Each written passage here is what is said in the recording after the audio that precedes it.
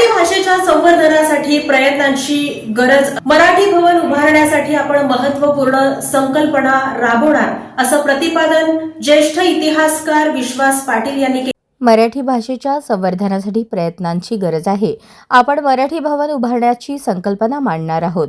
तालुका व जिल्हा स्तरावर मराठी भवन बांधले गेले पाहिजे, त्यात ग्रंथसंपदा उपलब्ध करून दिली पाहिजे, यावर भर दिला पाहिजे असा ठराव देखील सातारा येथील अखिल भारतीय साहित्य संमेलनात मांडणार असल्याचे संमेलनाचे नियोजित अध्यक्ष विश्वास पाटील यांनी सांगितले।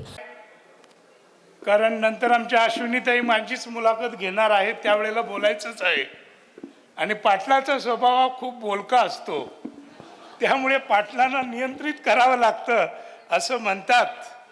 आता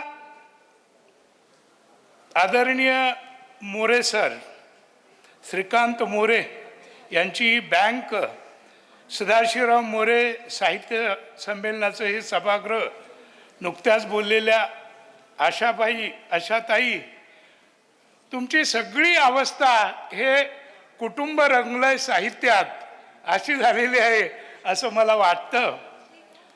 पण तुमच्याकडे, तुमच्या बँकेकडे किती ठेवी आहेत याची जास्त उठाठेव न करता मी साहित्याच्या शिवाऱ्याकडे वळणार आहे। पण एक मला सांगावं लागेल की मनोरमा परिवार खूप चोखंदळ आहे। नेमकं कसं कुठं चांगलं घडतं याचा सुगंध त्यांना पहिला लागतो। आणि ज्या वेळेला मनोरमा साहित्य पुरस्कार 10 वर्षापूर्वी सुरू झाला, त्यावेळेला त्यांनी पहिला पुरस्कार माझ्या कादंबरीला, लस्ट फॉर लालबाग मुंबई या कादंबरीला दिला होता। दुर्दैवानं त्या कार्यक्रमाला मी हजर राहू शकलो नाही, माझी पत्नी आलेली होती। पण मित्रहो, सोलापूरला यायचं म्हणजे माझं मन भरून येतं, कारण महाराष्ट्रामध्ये 36 जिल्हे आहेत, अनेक गावं आणि नगरं अवाढव्य पसरलेली आहेत, कॉन्क्रीटच्या इमारती झालेल्या आहेत, पण साहित्य आणि संगीत यावर प्रेम करणारा सोलापूर सारखा जिल्हा मला दुसरा आढळत नाही। या ठिकाणी आमचे मोठे राजकारणी मित्र सुशील कुमार शिंदे, त्यांचे गुरुवर्य निर्मल कुमारजी, हे आम्हाला कॉलेजात अनेकदा येऊन लेक्चर द्यायचे। ह्या गावात आलं की आदरणीय राणा पवार, कवी संजीव यांची ती सुंदर गीतं आम्ही कधी विसरणार नाही। डॉक्टर गोमा पवार यांची मला आठवण येते। आणि जी माझी झाडाझडती नावाची कादंबरी गाजली, त्या कादंबरीसाठी आपले अनुभव ज्यांनी माझ्याकडे मुक्त मनाने व्यक्त केले होते, आणि मुख्य ती खैरमडे गुरुजीची व्यक्तिरेखा ज्या अनेक कार्यकर्त्यांच्या वरून मी लिहिली होती, त्यापैकी उजनी धरणग्रस्तांचे नेते प्राध्यापक तुमा सरडे यांचं अलीकडेच निधन झालं, त्यांची मला आठवण येते। तर खूप हे असं सुंदर असं गाव आहे आणि या गावाशी माझ्या आठवणी खूप अशा जुळलेल्या आहेत। खरं म्हटलं तर सुरुवातीलाच मी अखिल भारतीय मराठी साहित्य संमेलनाला आणि त्यांचे जे प्रवर्तक आहेत आमचे जोशीजी, या सर्वांचे आभार अशासाठी मानेन की 99व्या वर्षामध्ये, किमान 99व्या वर्षी तरी एका अशिक्षित शेतकरी मातेच्या मुलाला साहित्य संमेलनाचा अध्यक्ष म्हणून निवडण्याचा चोखंदळपणा तुम्ही दाखवला, त्याबद्दल मी तुमचा खूप आभारी आहे। सोलापुरात बालाजी सरोवर येथील सदाशिवराव मोरे सभागृहात मनोरमा सोशल फाउंडेशन, मनोरमा साहित्य मंडळी यांच्या संयुक्त विद्यमाने राज्यस्तरीय मराठी साहित्य संमेलन आयोजित करण्यात आले होते।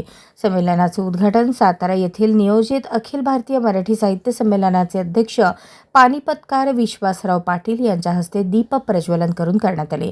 यावेळी ते बोलत होते। विचारपीठावर साहित्य संमेलनाचे अध्यक्ष, ज्येष्ठ अर्थतज्ञ व मनोरमा बँकेचे चेअरमन श्रीकांत मोरे हे होते. यावेळी पुण्यश्लोक अहिल्यादेवी होळकर विद्यापीठाचे कुलगुरू डॉक्टर प्रकाश महानवर, साहित्य मंडळाचे मिलिंद जोशी, गोवा अकादमीचे अध्यक्ष अनिल सामंत, ज्येष्ठ साहित्यिक रामदास फुटाणे, संभाजीराव काकडे, कार्याध्यक्षा अस्मिता गायकवाड, स्वागताध्यक्ष शोभाताई मोरे, बँकेचे vice chairman Santosh Suravase, doctor Sumit More, advocate Suresh Gaikwad, प्राध्यापक बब्रुवाल रोंगे, दत्ता मुळे, सत्यजित वाघचौरे, गणपत कदम, शुभांगी भोसले, प्रदीप मोरे, राजशेखर शिंदे, शिवाजी शिंदे, पद्माकर कुलकर्णी यांची उपस्थिती होती. वीणावर दंड मंडित करा या श्वेत पद्मासना, या ब्रह्माच्युत शंकरत प्रभुतिभिर्देवैः सदा वंदिता, सामां पातु सरस्वती भगवती निःशेष जाड्यापहा. मातेश्वरी परमेश्वरी, मातेश्वरी परमेश्वरी, सुन लो अगजब मोरी, सुन लो अगजब मोरी, तेश्वरी परमेश्वरी, हम तो मूर्ख अज्ञान, हम तो मूर्ख अज्ञान, पैया पढ़ो अब तो रे, पैया पढ़ो अब तो रे, मातेश्वरी परमे. प्रारंभी संमेलनाच्या स्वागताध्यक्ष शोभाताई मोरे, मान्यवरांचे स्वागत. नमस्कार, सुप्रभात. सर्व साहित्य रसिकांचं मनापासून या ठिकाणी मी स्वागत करते. स्वागतम, आगतम, स्वागतम, सुस्वागतम. आज सर्व साहित्यप्रेमी रसिक श्रोते एवढ्या मोठ्या संख्येने उभे आहेत, तर मला या आमच्या सगळ्या साहित्य जे कार्यक्रमासाठी आले त्यांना आनंदाने सांगेल की सोलापूर ही एक साहित्य नगरी हळूहळू होत आहे आणि त्याची साक्ष आपली उपस्थिती या ठिकाणी देत आहे. सर्व साहित्य रसिकांचं जे आजचा कार्यक्रम आहे तो सदाशिवराव मोरे साहित्य संमेलन सभागृहात होत आहे. सदाशिवराव मोरे माझे सासरे होते आणि त्यांचंच नाव या सभागृहाला दिलेलं आहे, याचा मला जास्त अभिमान वाटतो. माझे सासरे शिक्षणाधिकारी होते आणि ते पंढरपूरचे होते आणि त्यामुळं एक भक्ती, शक्ती आणि श्रद्धा या विश्वासावरती त्यांनी काम करत होते. ते जसे कडक शिस्तीचे होते आणि तीच शिस्त मनोरमा बँकेचे जेव्हा 9 मे 1997ला संस्थापक चेअरमन झाले, तीच शिस्त त्यांनी बँकेला लावली आणि एक वेगळ्या प्रकारचं नैतिक अधिष्ठान दिलं. आता मनोरमा बँक असेल, मनोरमा मल्टी स्टेट असेल किंवा आर्थिक बाकीच्या पतसंस्थात आम्ही जरी अर्थकारण करत असोल तर अर्थकारणाबरोबर आम्ही सरस्वतीची सुद्धा पूजा करते. आणि मला असं नेहमी वाटतं की सरस्वती आणि लक्ष्मी जेव्हा एकत्र नांदतात तेव्हा तो परिवार नेहमीच चांगल्या सकारात्मक सृजनशील वाटेनं जात असतो. आणि म्हणूनच मला असं वाटतं की हा साहित्य संमेलनाचा हा एक आगळा वेगळा कार्यक्रम या ठिकाणी आपण आयोजित केलेला आहे. कार्याध्यक्ष अस्मिता गायकवाड यांनी प्रास्ताविकात साहित्य संमेलनाच्या पाठीमागील संकल्पना विस्ताराने मांडली. मनोरमा राज्यस्तरीय साहित्य संमेलन 2025 मी मनोरमा परिवाराच्या वतीने खरोखरच आत्ता वहिनींनी स्वागत केलेलंच आहे. मी त्यांचं पुनश्च एकदा स्वागत करते. आत्ता वहिनींनी आपल्याला, शोभा वहिनींनी बऱ्याच सगळ्या गोष्टीचा उकल केलेला आहे, त्यामुळं माझी प्रस्तावना मी आता थोडक्यातच सादर करणार आहे. 9 मे 1997 साली मनोरमा बँकेची स्थापना झाली आणि तिथून हे जे छोटंसं रोपटं होतं आज त्याचा वटवृक्ष झालेला आपल्याला पाहायला मिळतोय. मनोरमा परिवाराने सामाजिक, सांस्कृतिक, साहित्यिक अशा सगळ्या क्षेत्रात आपली प्रगती केलेली आहे आणि हा प्रगतीचा वेल म्हणजे सतत गगनावर दिसतोय. आणि त्यामुळंच हा संपूर्ण परिवार आज सोलापूरचाच मर्यादित राहिला नाही आहे, तर संपूर्ण महाराष्ट्रामध्ये या परिवाराची ख्याती आहे. मनोरमा बँकेच्या 11 शाखा आहेत, मनोरमा मल्टीस्टेटच्या 70 शाखा आहेत, आमच्या 6 पतसंस्था आहेत आणि असा सगळा मिळून 2500 कोटीचा व्यवसाय आम्ही पूर्ण केलेला आहे. त्याचबरोबर सतत अवर्ग ही मनोरमा परिवाराची खासियत आहे. आमच्या ज्या ज्या पण संस्था आहेत परिवाराने, मला अभिमानाने सांगावंसं वाटते, त्या सगळ्या संस्था अवर्गामध्ये आहेत. आणि त्याचबरोबर 0% थकबाकी. यामुळे या परिवाराने म्हणजे गेली 7 वर्ष मनोरमा बँके ती 0% आहे आणि हे महाराष्ट्रातलं एकमेव उदाहरण आहे.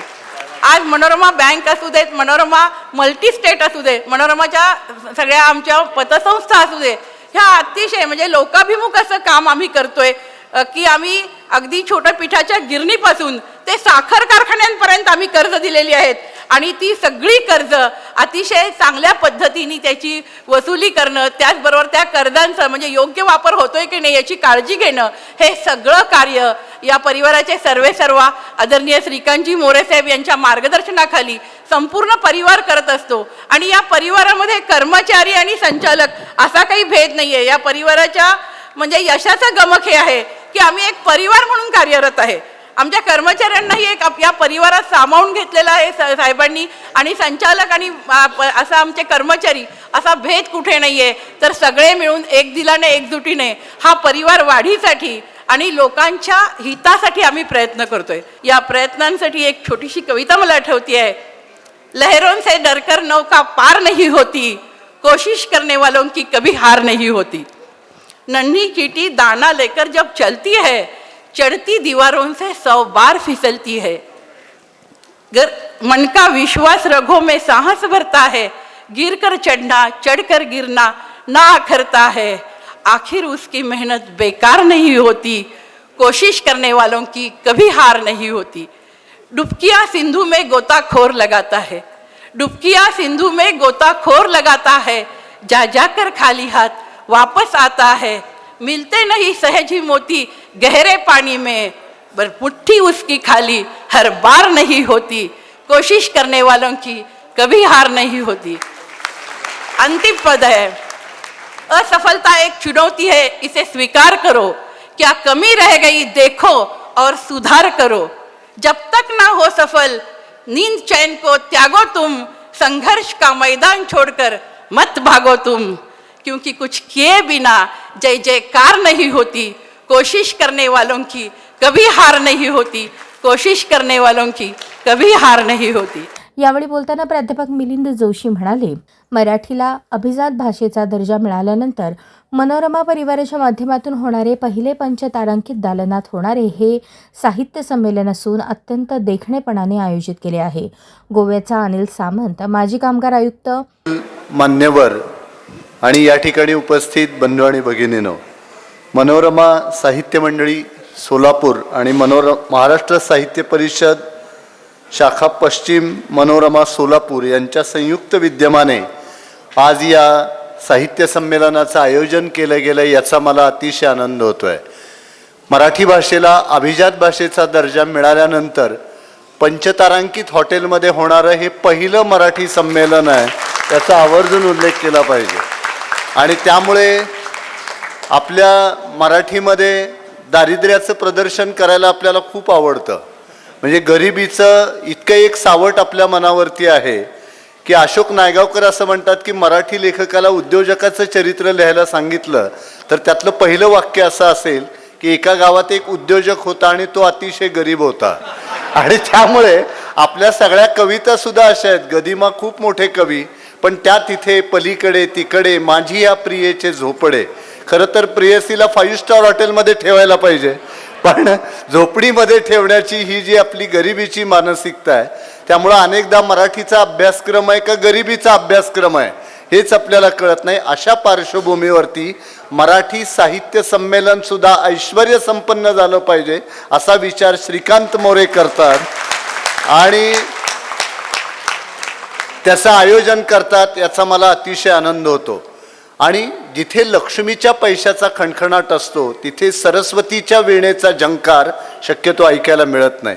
पण लक्ष्मी त्यांच्याकडे उत्तमच आहे, पण त्याबरोबर सरस्वतीची देखील उपासना घडली पाहिजे, हा जो त्यांचा उद्देश आहे तो मला अतिशय महत्त्वाचा वाटतो.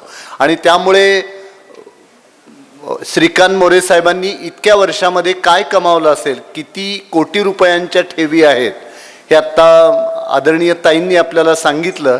पण सर्वसामान्य माणसांचा मिळवलेला विश्वास आणि प्रेम हे त्या मनोरमा बँकेतली खरी ठेव आहे असं मला वाटतं.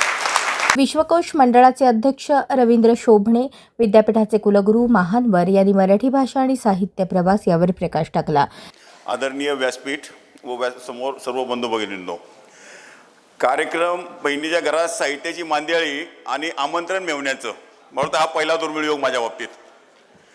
आणि हे करत असताना आता दोनदा उल्लेख झाला की दाजी म्हणजे श्रीकांतरावांचे वडील.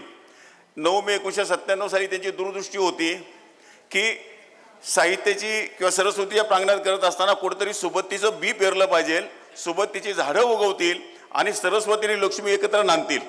तो केलेला मंत्र त्याचं झालेलं बीजवृक्ष किंवा वटवृक्षातलं रूपांतर आपण सगळ्यांनी पाहिलं आहे. आणि त्याच्यापेक्षा माझे वडील, आमचे वडील शिक्षक होते, प्राथमिक शिक्षक होते, त्यांना राज्य पुरस्कार मिळाला होता. 1985 साली लग्न करताना शोभ्याला यांच्या घरात टाकताना त्यांची दृष्टी किती मोठी असेल ते आपण बघायचं. आता म्हणजे शिक्षक म्हणले त्यांना कळतं आपल्या वर्गातले स्कॉलर मुलगा कोण आहे. तसं त्यांनी बरोबर त्या काळात स्कॉलर मुलाची विद्यार्थ्याची जावई म्हणून निवड केली. प्राध्यापक आणि नुकतेच गॅझेटेड ऑफिसर असलेले आमच्या श्रीकांतराव, त्यांना कळतं किती मोठा वटवृक्ष सामावलेला आहे हे तिथं शोधलं. ही त्यांची दूरदृष्टी, म्हणजे 2 व्याहेची दूरदृष्टी आजचा हा कार्यक्रम. असं नेहमी म्हटलं जातं सरस्वतीची साधना करून येणारी लक्ष्मी जी असते ती चिरंतन टिकणारी असते, तिला एक सुगंध असतो. हा सुगंध टिकवण्याचं काम जर कुणी केलं असेल तर सरस्वती आणि लक्ष्मीचं एकत्र आणलेलं आहे. एका बाजूला बँक आहे, debit credit, debit the receiver हे सगळं चाललेलं आहे. आणि त्याच वेळी सरस्वतीची ही साधना इतकी चांगली होती. एक साहित्याची आपण सेवा करतो, हा एक वेगळा दुर्मिळ योग आहे. माझ्यावर सांगायचं झालं तर कामगार रुपयातून काम करत असताना भाकरीच्या शोधामध्ये शहरात आलेला कामगार तो स्वप्न घेऊन येतो. 2 हस्तक आणि 1 मस्तक हे त्याचं भांडवल असतं. त्यासाठी तो करत असलेली वणवण, त्याची सगळी आशा आकांक्षा स्वप्न पूर्ण करण्यासाठी त्याच्याकडे एकच गोष्ट असते, तो म्हणजे पगार.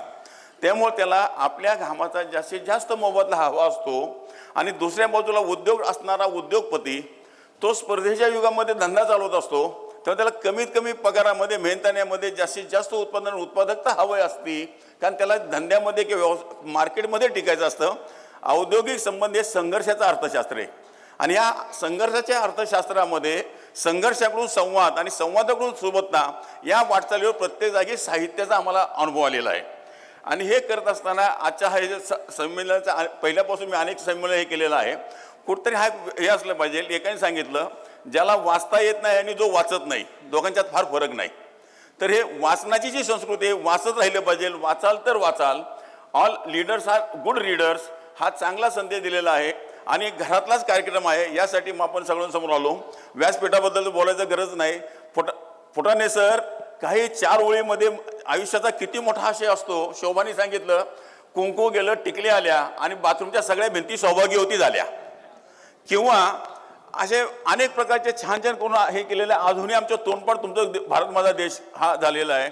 10% लोक इंडियात राहतात, 90% लोक भारतात राहतात. इंडियाचे प्रश्न वेगळे, भारताचे प्रश्न वेगळे. मुलीचा पगार बापाच्या दुप्पट गांधी इन्फोसिसला आहे 10%. आणि 90% लोक कुठेतरी मजूर अड्डे उभे आहेत, हातात तो टिफिन घेऊन उभा आहे. मिळाली बिगारी की आमचा संध्याकाळची चूल भेटणारे हे 90%. हा किती मोठा कॉन्ट्रास्ट हे केलेला आहे. किंवा आता प्रशांत जोशी सरांचं मत एक यूट्यूबवर चांगलं मला मिळालं. माडगुळकरांचं जे आनंद माडगुळकरांच्या पुस्तकाचं जे तुमचं जे आहे साहेब प्रतिभेचं तुमचं उत्कृष्ट नमुना तुम्ही ऐकले, ते भाषण ऐकायचं मला मिळालेलं. या अनुषंगाने आपण सर्वजण आलेलो आहे. शेवटी मेवणे हे नाते जरा वेगळ्या प्रकारचं असतं. त्या अनुषंगाने मला दिलेला हा माझा बहुमान मी समजतो. आणि आपल्या सगळ्यांच्यामध्ये सर्व मान्यवर मंडळी उभे आहेत, तर त्यांच्या अनुषंगासाठी आणि मला मिळवलं मी परत सर्वांचे धन्यवाद मानतो. आणि समोर या सभागृहात उपस्थित असलेले वाङ्मयप्रेमी बंधू आणि भगिनींनो, निवेदकांनी मला अशी सूचना केली नाही की आपण आपलं भाषण थोडक्यात संपवावं, पण मी फार वेळ घेणार नाही. सोलापूरचं आणि माझं नातं जरा एक वेगळ्या प्रकारचं आहे. 2006 साली सोलापूरला जे अखिल भारतीय मराठी साहित्य संमेलन झालं होतं आणि त्या साहित्य संमेलनाचे अध्यक्ष सोलापूरचे सुपुत्र मारुती चितमपल्ली होते. त्या साहित्य संमेलनामध्ये मी पहिल्यांदा सहभागी झालो होतो आणि तिथून माझी संमेलनातली कारकीर्द सुरू झाली.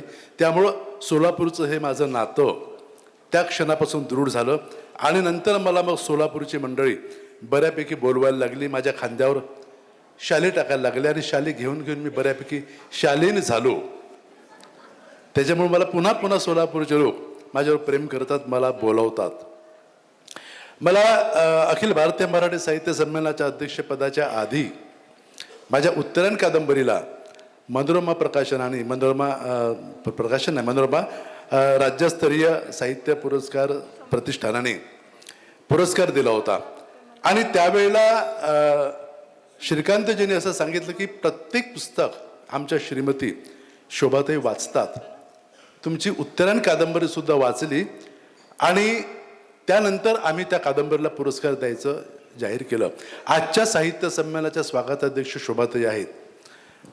मला वाटलं की जवळजवळ सगळीच पुस्तकं श्रीकांतजींच्या आधी त्यांनी वाचली आणि मग त्यांनी निर्णय घेतला की या साहित्य संमेलनाचं अध्यक्षपद आपण श्रीकांतजींना द्यावं. श्रीकांतजींचे जवळजवळ 30 पुस्तकं प्रकाशित आहे, माझे 28च आहेत. पण या निमित्तानं मला एक आठवलं की योगे 28 विटे बरी उभा वामांगी रकमाई देसे देवे शोभा. आपण बऱ्यापैकी वळणावर आहोत. हे साहित्य संमेलन पंचतारांकित जरी असलं तरीही इथे बसणारी जी माणसं की इथे बसणारी जी माणसं आहे त्यांचं हृदय हे पंचतारांकित नाही आहे. ते मातीतून उगवलेलं आहे, मातीशी सांगणारं आमचे सगळे व्यासपीठावरील सगळ्या लेखकांपासून. पण अशी साहित्य संमेलनं छोटी मोठी श्रीमंत गरीब अशी व्हावीत असं तुमचा आमचा सगळ्यांचाच एक मनोदय असतो. या संमेलनाकडे पाहताना हे संमेलन जसं विश्वासदर्शक आहेत, आमच्या विश्वासावर बसलेले आहेत, त्याचप्रमाणे ते मनोरम सुद्धा आहे आणि ते श्रीमंत संमेलन आहे असं मी मानतो. माझ्या साहित्यावर श्रीकांत मोरे असतील, शोभाताई असतील, ही मंडळी सातत्याने प्रेम करणारी मंडळी आहे आणि त्यामुळं यांचा सतत लोभ मी अनुभवत असतो. श्रीकांतजींची काही पुस्तके मी वाचलेली आहेत, सगळीच वाचली असं मी म्हणणार नाही, पण काही वाचलेली आहेत आणि त्यातून जगण्याविषयीचा, जीवनाविषयीचा एक सत्यम शिवम सुंदरम हा जो सूर आहे किंवा हे जे तत्व आहे, हे तत्व त्यांच्या लेखनामध्ये सातत्यानं मला दिसतं, जाणवतं. एवढी सगळी काय म्हणतात, एवढे सगळे व्याप सांभाळून लेखन करणं ही काही साधी गोष्ट नव्हे. आमच्यासारखे काय प्राध्यापक असतात आणि प्राध्यापकाचे 4-5 तास संपले की आम्हाला बऱ्यापैकी वेळ मिळतो. पण श्रीकांतजी काय किंवा विश्वासराव काय किंवा आमचे मिलिंद जोशी काय, ही मंडळी हा संबंध व्याप सांभाळून जेव्हा लेखन करतात तेव्हा त्यांच्याविषयीचा आदर अधिकच जुनावतो आणि त्यांनी जे साहित्यामध्ये जे काही केलेलं असतं ते खरंच किती अमूल्य आहे, किती ते महत्त्वाचं आहे ह्याची जाणीव होत असते. जेव्हा जेव्हा मला सोलापूरकर बोलावतात तेव्हा मी अगदी न चुकता 600 किलोमीटरवरून त्यांच्याकडे धावत येतो आणि हा जो ऋणानुबंध जो जुळलेला आहे तो अतिशय महत्त्वाचा आहे. आत्ताच संभाजीराव काकडेंनी आपल्या भाषणाच्या टिपणामध्ये एक ओळ लिहिली होती, नेमकी तीच मी गुगलवर पाहिली. ते म्हणाले की हीच ओळ मी म्हणणार होतो, मग त्यांनी ती म्हटली नाही, मी म्हणतो. आणि ती ओळ म्हणजे गोवेकर जे आहेत आपले, गोवेकर म्हणजे नावापुरते म्हणता येईल, पण बाबा बोरकर मराठी साहित्यातील एक अत्यंत कर्तृत्व संपन्न असं काव्य प्रांताचं नाव. त्यांनी ती कविता लिहिलेली आहे. मी पण ज्यांचे पक्व फळापरी सहजपणाने गळले हो, जीवन त्यांना कळले हो. जीवन कळणारी जी माणसं व्यासपीठावर आहेत, ज्यांना जीवन कळलेलं जीवन ज्यांनी आकळलं आणि आकळून ज्यांनी शब्दबद्ध केलं किंवा अभिव्यक्त केलं, अशा ह्या सगळ्यांचा हा छान असा मेळावा या ठिकाणी झालेला आहे. आणि दुसरं एक याच आशयाचं एक विधान म्हणता येईल, ते विधान या ठिकाणी मी व्यक्त करताना थांबतो. आमचे संत नामदेव असं म्हणतात, अहंकाराचा वारा न मज लागो राजसा, अहंकाराचा वारा न मज लागो राजसा, माझिया सकळा विष्णुदासा. हे जे लेखक जसा मोठा जातो तसतसा तो अधिक लीन व्हावा, तो अधिक समाजामध्ये मिसळावा, तो अधिक समाजाच्या प्रती अधिकाधिक असा सायुज्यता दर्शवणारा असावा. आणि हे तत्व मी माझ्या परीनं स्वीकारलेलं आहे आणि हेच खऱ्या साहित्यिकाचं किंवा प्रामाणिक साहित्यिकाचं आणि मोठ्या साहित्यिकाचं लक्षण आहे. याचा अर्थ मी मोठायचं नाही आहे, पण हे तत्व स्वीकारताना आपल्याला एक जीवन कळतं, माणूस पण कळतं, जगण्यातील काही मूल्य कळतात आणि त्यावर आपण सगळे बसतो. या निमित्तानं मला या ठिकाणी या साहित्य संमेलनामध्ये प्रमुख पाहुणा म्हणून निमंत्रित केलं, त्याबद्दल मी आयोजकांचे आभार मानतो. थांबतो. धन्यवाद. मनपूर्वक धन्यवाद सर. यानंतर या ठिकाणी आपलं मनोगत व्यक्त करण्यासाठी मी आमंत्रित करते ज्येष्ठ साहित्यिक आदरणीय रामदासजी फुटाणे साहेब. मनोरमा राज्यस्तरीय मराठी साहित्य संमेलन या कार्यक्रमासाठी आपल्या सगळ्याचं सर्वात पहिल्यांदा स्वागत. विद्यापीठाच्या वतीनं सुद्धा आपल्या सगळ्यांचं स्वागत. आणि मी भाग्यवान समजतो की मी सोलापूर जिल्ह्यामध्ये ज्यावेळी माझं पोस्टिंग झालं आणि मला वाटते त्यावेळी नोव्हेंबरमध्ये साहित्य संमेलन झालेलं होतं. जस्ट दुसऱ्या महिन्यात मला अशा प्रकारच्या मेजवानीचा आनंद घेण्यासाठी मोरे साहेबांनी निमंत्रित केलं आणि मला वाटतं ते तेव्हापासून चालू आहे. तेव्हापासून मराठी जागर ज्या ज्या ठिकाणी असतो त्या ठिकाणी मला बोलवलं जातं, कारण मी मराठी आहे. आत्ताच बऱ्याचशा वक्त्याने सांगितलं की आमची मराठी ही पाठीमागं पडते. येस, मराठी पाठीमागं पडते. याला कारण आपणच आहोत, आपले राजकारणी आहेत. आपण नेहमी म्हणतो की मातृभाषेमध्ये शिकलं पाहिजे किंवा मराठीमध्ये शिकलं पाहिजे, परंतु माझा मुलगा किंवा माझी मुलगी इंग्लिश मिडियममध्ये टाकतो. सोलापुरामध्ये मला वाटते 5 ते 7 शाळा आहेत ज्या इंग्लिश मिडियमच्या आहेत आणि आमच्या ज्या जिल्हा परिषद शाळा त्या ओस पडत चाललेल्या आहेत. ह्याला जबाबदार कोण आहे? आम्ही आहोत. मला वाटतं येस, इंग्रजी शिकली पाहिजे. फुटाणे साहेबांनी सांगितले इंग्रजी आंतरराष्ट्रीय भाषा आहे, आंतरराष्ट्रीय कम्युनिकेशनसाठी गरजेची असणारी भाषा आहे. परंतु तुमच्या मुलांना सखोल ज्ञान द्यायचं असेल जे बालवयात मिळतं ते तुमच्या मातृभाषेमधून झालं पाहिजे. जी भाषा आई बोलते त्याच भाषेमध्ये बालपणाचं आकलन जर झालं तर मला वाटतं ते खोलवर पोचतं. अदरवाईज आजची परिस्थिती अशी आहे, घरामध्ये मराठी किंवा घरामध्ये हिंदी, मुलगा इंग्लिश मिडियम का मुलगी इंग्लिश मिडियमला, आणि मुलाला जेव्हा आम्ही एखादी गोष्ट सांगतो त्यावेळी मुलगा 2 मिनटं विचार करतो ट्रान्सलेट करून काय होईल आणि मग तो समजतो की हा हे असं आहे. आणि ह्या सगळ्या भानगडीमध्ये बऱ्याच वेळा गपलेत होतात, आमची चांगली मुलंसुद्धा वाया जातात. त्यामुळे मला असं वाटतं की आपण मराठी भाषेवरती प्रेम करतो आहोत. आपण आपली मुलं, आपली नातवंड ही मराठी भाषेमध्येच प्रायमरी शिक्षण घ्यायला घेतलं पाहिजे. त्यांना प्रायमरी शिक्षण त्या माध्यमातून दिलं पाहिजे आणि त्याच्यानंतर ऑफकोर्स इंग्लिश आणि बाकीच्या लँग्वेजवर तेवढ्याच महत्त्वाच्या आहेत. इंग्लिश नसेल तर कम्युनिकेशन फार कमी होतं, रिस्ट्रिक्टेड होतं, तुमच्या भागापुरतं होईल. जसं मला सरांनी सांगितलं की दिल्लीचं तख्त आम्ही राखतोय, नाही राखायचं नाही, आम्हाला तिथं पोहोचायचं, तिथं त्या तख्तावरती बसायचे.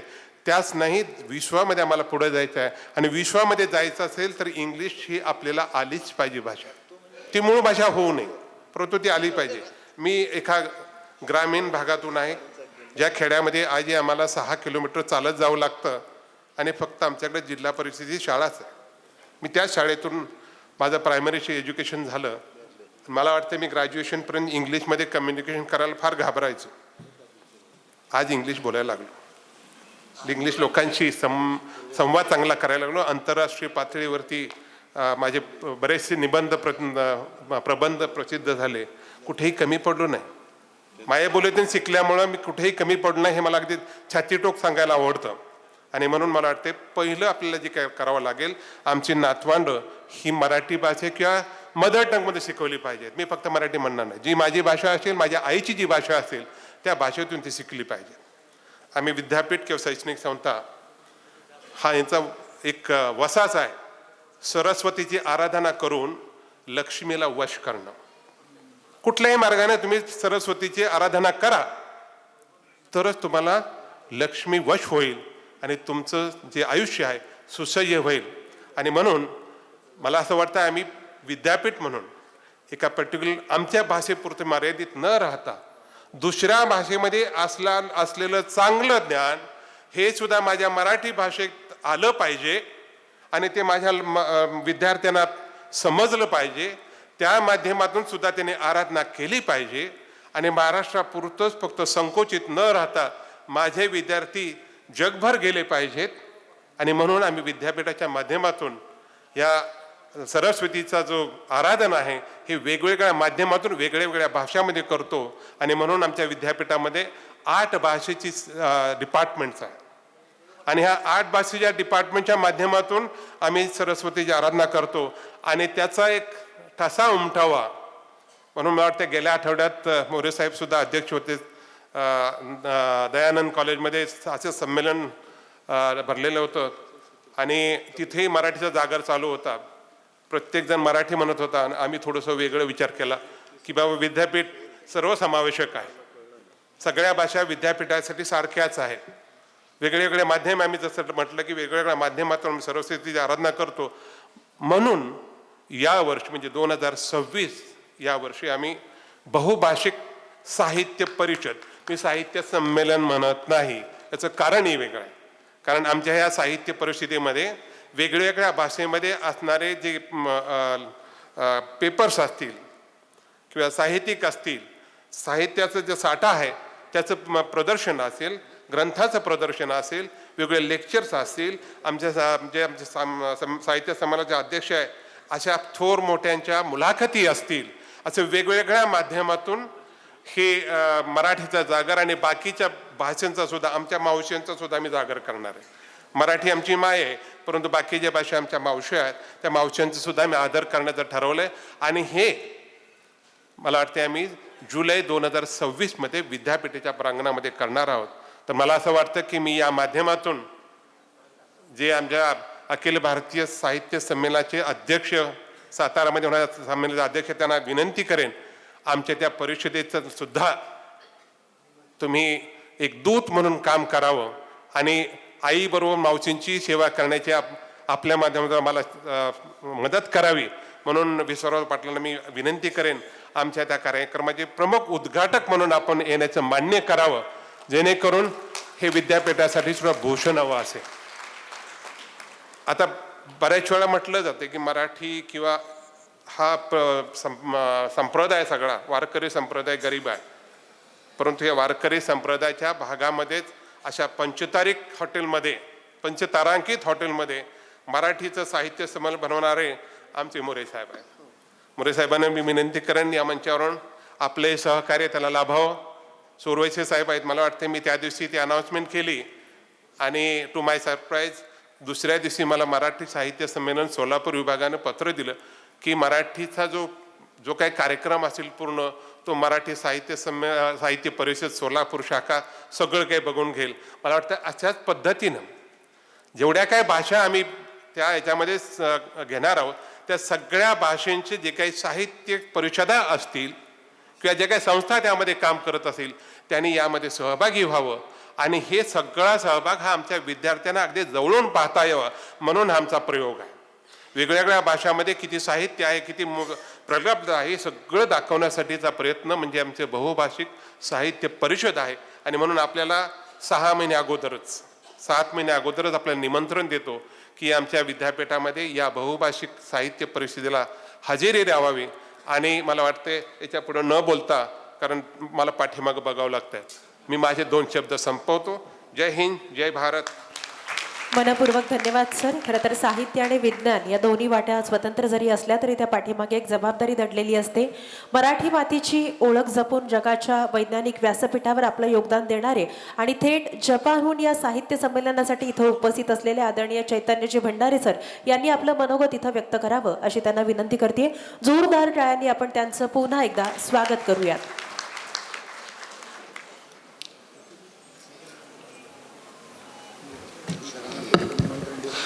आदरणीय व्यासपीठ आणि आज जमलेल्या सर्व साहित्यप्रेमींना माझा सप्रेम नमस्कार. जपानीज भाषामध्ये त्यांना म्हणतात कोन्निचिवा. कोन्निचिवा म्हणजे नमस्कार. सर्वांना प्रश्न पडला असेल की जपानहून इथं आला. ॲक्च्युली मी मरीन फिशरीजमध्ये एक रिसर्चर म्हणून PhD स्कॉलर म्हणून जपानला गेलो होतो आणि येणाऱ्या एप्रिल महिन्यामध्ये मला 20 वर्ष पूर्ण होतील. आणि या आजच्या कार्यक्रमामध्ये सहभागी होण्याचं जे निमित्त आहे किंवा याची जी सुरुवात आहे ती जवळपास 2.5 वर्षापूर्वी झाली होती. कारण भारतातून, महाराष्ट्रातून एक टीम जपान भेटीसाठी आली होती. त्याच्यामध्ये आपले मोरे साहेब आणि मोरे मॅडम तिथं होत्या. आणि कसं आहे, मी इतक्या वर्षापासून तिथं असल्यामुळे मी रोज जॅपनीजमध्येच बोलत असतो आणि मराठी बोलण्याची संधी फारच कमी मिळते. त्याच्यामुळे एखाद्या व्यक्तीला जर मराठी बोलण्याचं निमित्त किंवा मराठी बोलण्यासाठी मला चान्स मिळेल असं जर असेल तर मी ते कधीच सोडत नाही. आणि मोरे साहेबांची भेट झाली. त्याच्यानंतर आम्ही फेसबुकमध्ये फ्रेंड झालो. तेव्हा इतकंच कळालं होतं की मोरे साहेब त्यांची एक बँक आहे. पण त्याच्यानंतर त्यांची फेसबुक पोस्ट मी जेव्हा वाचतो तेव्हा साहित्यामध्ये इतकं चांगलं लिहिणारा व्यक्ती, नॉर्मली बँकर्स कसे असतात, ते इकॉनॉमिक्स झालं, त्यांचं ते कॉमर्स झालं, त्याच्यामध्येच असतात. पण एक हर हुन्नरी मल्टी डायमेन्शनल पर्सनॅलिटी अशी त्यांची इमेज माझ्या डोक्यात तयार झाली. आणि योगायोगानं भारतामध्ये एका मोठ्या प्रोजेक्टच्या कामासाठी मी भारतात येतच होतो. मोरे साहेबांनी मला सांगितलं की नाही तुम्ही नक्की या सोलापूरला. आणि मलासुद्धा त्यांना बसून भेटून बोलायचंच होतं. त्यामुळं मला वाटलं की नाही, ही संधी आपल्याला सोडायची नाही. ॲक्च्युली जॅपनीज भाषा आणि मराठी भाषा याच्यामध्ये फार तसं काही साम्य नाही, कारण ते ईस्टर्न कंट्रीजमधली भाषा आहे आणि आपलं वेगळं कल्चर आहे. पण ग्रामॅटिकली थोडंसं सेम आहे. जसं आपण म्हणतो मी पुस्तक वाचतो, आता हे जे ग्रामर आहे, मी पुस्तक वाचतो, त्याच्यामध्ये वताशी वा होन व योमू, तर जे मी आहे ते तसल्या ते सिक्वेन्स जे आहे ते सेम आहे. तर अशा काही सिमिलॅरिटीज आहेत. आणि मी टोकियो 2020 ऑलिम्पिकमध्ये टीम इंडियाचा कोऑर्डिनेटरसुद्धा होतो. आणि त्याच्यामध्ये माझ्याकडं पूर्ण भारतीय संघाची लिस्ट आली होती. जसे आपले सानिया मिर्झा, PV सिंधू, नंतर हे निलेश चोप्रा, मोठे मोठे असे प्लेयर्स होते. त्याच्यामध्ये मी नक्की शोधत होतो आपल्या महाराष्ट्रातून कोण आलेला आहे. कारण एक म्हणतात ना, एक जवळीक वाटायची त्याच्यामध्ये. आणि त्या ऑलिम्पिक पॅरालिम्पिकमध्ये जिथेही कुठं मराठी कानावर पडायची तर तिथं असं वाटायचं, अरे बापरे, आपले कोणीतरी आलेले आहेत इतक्या दुरून. तर त्याच्यामध्ये आपल्या जॅपनीजमध्ये एक हायकू नावाचा प्रकार आहे. हायकू, त्याच्यामध्ये 5, 7, 5 असे फारच कमी शब्दामध्ये ते आपले विचार व्यक्त करतात. ती एक कविता म्हणू शकता त्याला. तर त्याच्यामध्येच मी एक जपानमध्ये राहून भारतीय भाषेला, मराठी भाषेला मिस करणारा एक व्यक्ती, याच्यानुसार एक छोटंसं हायक्यू लिहिलं आहे मी. तर ते असं आहे, दूरदेशी उभा आपली भाषा ऐकली मन भरून आलं. तर अशा फारच कमी शब्दांमध्ये जपानीज साहित्य त्या हायकूद्वारे व्यक्त केल्या जाते. तर आज आपले विश्वास पाटील साहेब आहेत, त्यांना ऐकण्यासाठी सुद्धा मी फारच आतुर आहे. आपण सर्वजण आतुर आहात. काल आम्ही ॲक्च्युली एकाच फ्लाईटमध्ये आलो. तर मी जपानमध्ये फोनवर बोलत होतो, पण मध्ये मध्ये थोडं मराठी शब्द कानावर येत होते. तर मला वाटलंच होतं सरच असतील, पण त्यांच्यासोबत वेळ घालवण्याचा जो अनुभव आहे किंवा ही जी संधी आहे मला लाभली. आणि बाकी आपले मान्यवर साहित्यिक आहेत, त्यांनासुद्धा आज मला ऐकायला फार चांगलं वाटते. मला बोलताना जे मी अडखळतोय, कारण माझ्या तोंडामध्ये जापनीज येण्याचा प्रयत्न करते ती. तर मी जास्त वेळ न घेता आपल्या सर्वांना, आपले साहित्यिक जमलेले आहेत, प्रमुख पाहुणे आहेत, त्यांना आपण सर्व मिळून ऐकूया. पण पुन्हा एकदा मोरे साहेबांचे मी मनपूर्वक आभार मानतो. आणि तुम्ही कधी जपानला आलात तर नक्कीच मला भेटा. आणि पुन्हा एकदा मला इथं आमंत्रित केल्याबद्दल आणि मला बोलण्याची संधी दिल्याबद्दल आपले हार्दिक आभार. जपानीजमध्ये आरिगातो गोजाइमास. धन्यवाद. कोणी कोणाच्या शब्दात तोलू नये. आणि एवढे सगळी मोठी माणसं बोलायची असतील तर गोव्याहून आलेल्या अनिल सामंतांनी फार बोलू नये. पण मी काही इथं फिल इन द ब्लँक्स म्हणजे मोकळ्या जागा भरण्यासाठी आलेलो नाही. येताना आमचे गोव्यातले ज्येष्ठ समीक्षक डॉक्टर सोमनाथ कोमरपंत म्हणाले की आम्ही या संमेलनामध्ये येऊन गेलो, त्यांचा सत्कार वगैरे झालेला आहे, तेव्हा खूप चांगलं वातावरण असतं, तर तुम्ही काय भेट देणार. तेव्हा मी विचार करत होतो की ह्या सगळ्या अशा 5 स्टार याच्यामध्ये होणाऱ्या हॉटेलमध्ये मी काय भेट देऊ. तेव्हा मी म्हटलं की सर, भेट देण्यासाठी माझ्याकडे लक्ष्मी फार मोठी नाही, परंतु आमच्या गोव्याचे मोठे कवी बाबू बोरकर यांच्या कवितेच्या 2 ओळी मी त्यांच्या उंजळीमध्ये देऊन जाईन. तेव्हा आज मला या संमेलनात बोलताना बोरकरांच्या 2 ओळी ज्या आठवतात ते सोलापूर आणि गोव्याचं नातं सांगणाऱ्या त्या ओळी अशा आहेत. माझ्या गोव्याच्या भूमीत येते चांदणे माहेरा, माझ्या गोव्याच्या भूमीत येते चांदणे माहेरा, ओलावल्या लोचनानी भेटे आकाश सागरा. सागर गोव्यातला आणि आकाश सोलापुरातलं, यांची एक आगळी भेट आमच्या स्मरणात राहील. मी फार बोलणार नाही. आमच्या ज्ञानेश्वरांनी सांगितले, वक्त्यांनी मितुलीचे बोलावे, त्याचं भान मी ठेवणार आहे. 2च मी मुद्दे मांडणार आहे. एक की गोव्यात आम्ही मराठी जिवंत राहावी, ती वाढावी, यासाठी भरपूर आमच्या पूर्वजांनी सोसलेला आहे. आपण कल्पनाही करता येणार नाही अशा प्रकारे पोर्तुगीजांच्या इन्क्विजिशनच्या काळामध्ये आमची मंदिरं पाडली, आमच्या ग्रंथांचे दहनोत्सव साजरे केले. अशा काळामध्ये आमच्या अनेक मराठी लेखकांनी, कवींनी मराठी सातत्यानं लिहून ते आमच्या ओंजळीमध्ये दिलेली आहे. आणि सध्याच्या काळामध्ये आपण जर गोव्यातलं वातावरण वाचत असाल तर त्या संघर्षामध्ये मराठीची ज्योत पेटवत ठेवण्याचा प्रयत्न गोव्यातले मराठी प्रेमी करत आहेत आणि करणार आहेत. मी पहिल्यांदा फक्त अगदी 2 मिनिटामध्ये हे साहित्याचं संमेलन आहे आणि लक्ष जात नाही की गोव्यातल्या लेखकांनी मुख्य धारेतल्या मराठीला काय दिलं, तर 1-2 मिनिटामध्ये. आणि आत्ता हे सगळं दिल्यानंतर आत्ता गोवेकर मराठीसाठी नेमकं वेगळं मुळातलं कोणतं काम करतायत असं 4-5 मिनिटामध्ये माझं मी मनोगत या ठिकाणी व्यक्त करतो आहे.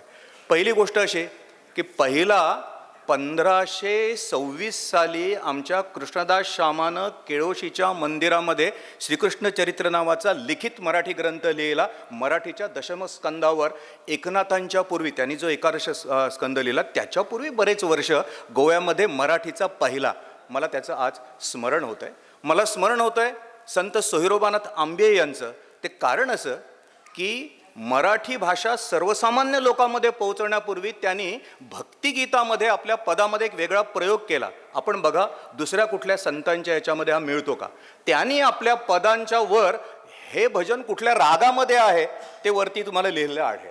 आणि शब्दांच्या पलीकडे संगीतातून आणखी काहीतरी दिव्यत्वाकडे जाता येतंचं भान असलेला हा संत यांनी हरिभजनाविण काळ घालवू नको रे असं म्हटलं. आणि पहिल्यांदा आतील असलेला नादाचा आणि करुणेचा कोमल ऋषभ त्यांनी भजनामध्ये लावला. आमच्या बोरकरांनी तो रे ऐकला आणि त्याच्यानंतर सरीवर सरी आल्या ग सचैल मोरी न्हाल्या ग असं म्हणून जो गांधार पुन्हा लावला. मराठीमध्ये हे वेगळं दिसेल. मी ह्या सगळ्यांचे काही सर्वे घेत बसणार नाही, परंतु बोरकरांबद्दल आपल्या अनेकांना असं वाटतं की यांनी निसर्गाच्या आणि प्रेमाच्या कविता लिहिल्या. आपण जरा नीट पुन्हा एकदा या संमेलनामध्ये माझा जो एक विचार आहे की बोरकरांनी आणखी काय वेगळं दिलं, तर मला असं वाटतं की बोरकरांची प्रेमकविता ही ज्याला आपण म्हणू की शृंगार त्याच्यामध्ये आहे, इंद्रियांच्या संवेदना त्याच्यामध्ये आहेत, परंतु एक वेगळेपण आहे मराठीला दिलेलं. ते मला असं वाटतं की मराठीतली दुसरी जी प्रेमकविता आहे ती फॉल इन लव ज्याला म्हणता येईल तशा प्रकारची आहे. बोरकरांची कविता अगदी शृंगाराची कविता असली तर ती फॉल इन लव नाही, ती राईज इन लव आहे. भागवतातील ज्या रासक्रीडेशी नातं सांगणारा अशा प्रकारची प्रेमकविता त्यांनी लिहिली. आणि दुसरी गोष्ट अशी की स्वर्ग नको सुरलोक नको मज लोभसा हा इहलोक हवा. हे सगळं जरी असलं आणि त्याच कवितेमध्ये मार्क्साचा मज दाम हवा आणि फ्रॉइडचा मज काम हवा, या दोघांना सांभाळण्यापरी गांधीचा मज राम हवा. त्यांच्या सगळ्या कवितेतलं मला जर वेगळेपण अक्षर कविता म्हणजे कविता का टिकते याचं उत्तर बोरकरांच्या कवितेमध्ये सापडतंय. साहित्य किती जमलंय म्हणून माझा विचार मांडतोय तो असा की बोरकर प्रेमामध्ये होते, निसर्गामध्ये होते, जीवनाच्या विविध अंगांना त्यांनी स्पर्श केला, परंतु ते त्याच्याही पलीकडे असणाऱ्या प्रत्येक कवितेमध्ये दिव्यत्वाकडे जाण्याचा प्रयत्न करत होते. दिव्यत्वाची जेथ प्रचिती आपण ज्याला आपण म्हणतो, आणि त्या दिव्यत्वाकडे गेल्यामुळे त्यांच्या सगळ्या प्रेमकविता असेल, निसर्ग कविता असेल, त्यांना जी एक संजीवकता लाभली ती त्याच्यामध्ये आहे असं मला वाटतं. मराठीतली पहिली रहस्यप्रधान कादंबरी आपले सूर्याजी महात्मे वेशधारी पंजाबी गोमंतकीय लेखकांना लिहिलेली आहे. मराठीतली पहिली मातीतल्या माणसांची प्रादेशिक ज्याला आपण कथा म्हणावी ती आमच्या वि. स. सुखटणकरांनी सह्याद्रीच्या पायथ्याशीमध्ये आपल्याला सांगितलेलं आपल्याला मिळेल. म्हणजे मराठीतील आपण संगीत नाटक म्हणतो. आमच्या पणजीच्या जवळ डोंगरीच्या मध्ये राम मंदिरामध्ये असणाऱ्या कृष्णम भट बांदकरांनी अण्णासाहेब किर्लोस्कर तिकडे याच्यासाठी आलेले असताना राम मंदिरामध्ये केलेलं संगीत नाटक त्यांनी बघितलं आणि सांगितलं की तुम्ही महाराष्ट्रामध्ये या. तेव्हा मला ह्याच्यामध्ये जायचं नाही, मी देवाच्या सेवेसाठी आहे. तेव्हा अण्णासाहेब किर्लोस्करांनी कृष्णम भट बांदकरांकडे प्रेरणा घेऊन संगीत नाटक शाकुंतल पुढे लिहिलेलं आहे. हे म्हणजे गंगोत्री संगीत नाटकाची आहे ती गोव्यामध्ये आपण लक्षात घ्या. अशा अनेक गोष्टी सांगता येतील की आमच्या बोरकरांनीच म्हटलं की या सगळ्यांचं स्मरण आपल्याला आहे का, त्यांचं एक संशोधन होणं आवश्यक आहे, त्यांची समीक्षा होणं आवश्यक आहे. बोरकरांनीच म्हटलं की यज्ञी जानी देऊन निजशिर घडिले मानवतेचे मंदिर, परिजयांच्या दहनभूमीवर नाही चिरा नाही पणती, तेथे कर माझे जुळते. आज या संमेलनाच्या निमित्तानं या सगळ्या थोर साहित्यिकांच्या कवींचं स्मरण मी आपल्यासमोर करतो आहे. आता एक शेवटचा मुद्दा मांडतो आणि खरंच थांबतो. तो मुद्दा असा आहे की रामदासांनी म्हटलं की सांगे वडिलांची कीर्ती तो एक मूर्ख. आमच्यासाठी म्हटलं आहे की तुम्ही हे सगळी परंपरा सांगतात, तुम्ही आता काय करतात मराठीसाठी, तो एक महत्त्वाचा विषय आहे. मला असं वाटतं की आपल्याकडे महाराष्ट्रात काय किंवा गोव्यात काय, आपला पहिलं जे आक्रमण आपल्या भाषेवर जे होतं आहे ते इंग्रजीतनं होतं आहे.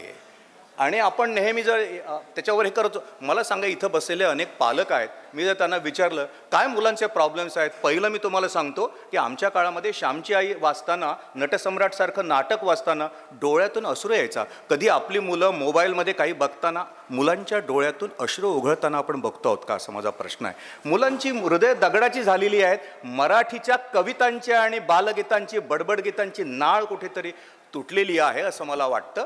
श्यामच्या आईचे वडील तिकडे श्यामला भेटायला जातात आणि सांगतात डबा देऊन, खरवस देऊन की श्याम एकट्यानं खायचं नसतं हां, सर्वांनी मिळून खायचं असतं हां. आणि आमच्याकडे श्याम गेला आणि सॅम आला आणि सॅमची आई इंग्लिश मिडियममध्ये पाठवणार आपल्या मुलाला सगळं शूज सॉक्स वगैरे सगळं देते आणि शेवटी टिफिन देऊन म्हणते श्याम, आमच्या कोकणीच्या स्वरात सांगायचं, सगळे खा हां आणि कोणाक देऊ नका आणि कोणाला देऊ नको.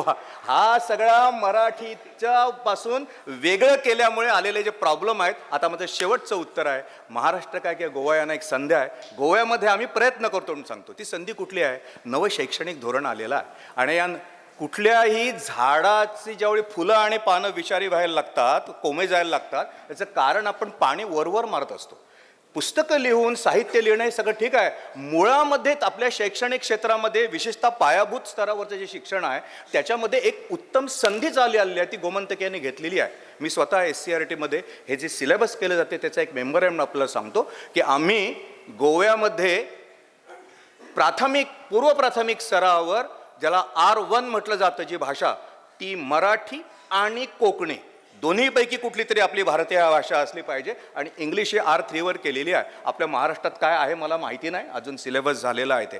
दुसरी एक गोष्ट माझ्या लक्षात आली ती अशी की आपल्याकडे मराठीमध्ये, मी सध्या टेक्स्टबुकच्या याच्यामध्ये अगदी प्रायमरीपासून आहे म्हणून तुम्हाला सांगतो, चांगली बडबडगीतं आणि बालगीतं आपल्याकडे नाहीत. आई आई ये इकडे 100 वर्ष तेच आपण म्हणतो आहोत. नवीन गाणी या मुलांच्या वयोगटासाठी चांगली त्या स्तरावरची बालगीतं ते करतात. म्हणून मला असं वाटतं या संमेलनामध्ये आत्ता जी मराठी जिला अभिजात्याचा दर्जा मिळालेला आहे ती टिकवण्यासाठी हे मुळातले काही प्रयत्न आपल्याला करता येतील का, आणि इंग्रजीचं हे जे आक्रमण थोपवण्यासाठी असं काहीतरी लिहिणं, शिक्षण क्षेत्रामध्ये असे बदल घडणं, या विषयावर खूप गांभीर्यानं बोलण्यासारखं आहे. पण हे व्यासपीठ नव्हे. मला आपण मोरे साहेब मुद्दाम आमचं काय, मी म्हटलं की या सगळ्यामध्ये मी फार छोटा आहे,